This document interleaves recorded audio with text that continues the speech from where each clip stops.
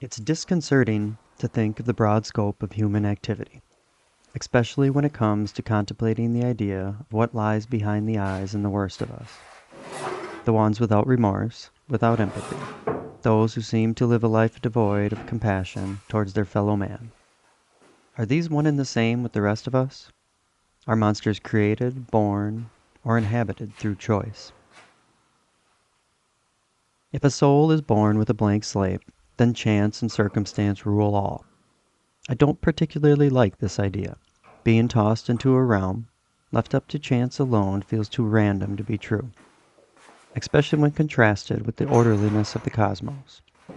However, on the flip side, if created with some predestined programming, not unlike a scripted villain in a play, then things begin down an even more terrifying road, one in which we lose all free will, and each roll of darkness becomes a cast, molded and formed without one's consent beforehand.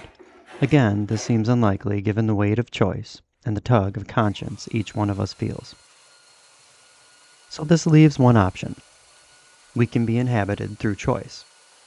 Let's say we are all born with free will, but the place we are born into isn't quite one fully of light or of dark. It lies in the in-between, and we are set here to choose and do battle, to bring forth the light.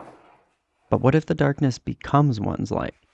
What if one completely sides with the darkness and snuffs out all the indicators and alarms that regulate and direct them as they move through this world? The greatest of these alarm systems seems to be our conscience. That subtle yet forceful tugging, clearly indicating in our minds the line in the sand we are about to cross.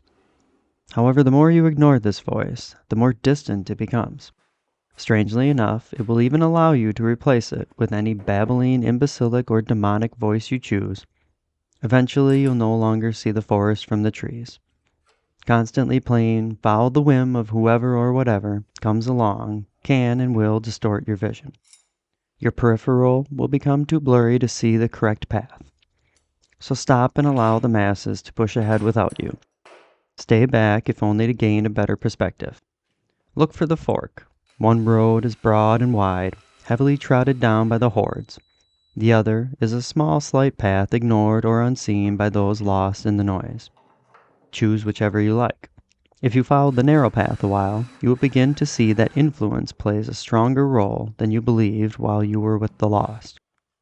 This influence only ever leads those who follow it to devastation, and a thing can only lead you to from where it has come. So where exactly is this influence stemming from? Glance at the crowd. Notice how they behave. Absent-minded revelry, indulgence of every vice, to do whatever one may like, beckoning with all the pleasures this world has to offer. All of this can be yours at tempts, and the people bow down completely unconscious to the masks and the spirits they allow themselves to be entwined with. The gloss and shine do deceive many. The whitewashed appearance can be misleading, masking the dirt and grime beneath. But there is another way, a place one can store up their treasures that these thieves cannot destroy. This library was built with this concept in mind, aiming to be a reminder to keep one's nose to the grindstone, allowing oneself to be broken and bruised in search of a true treasure.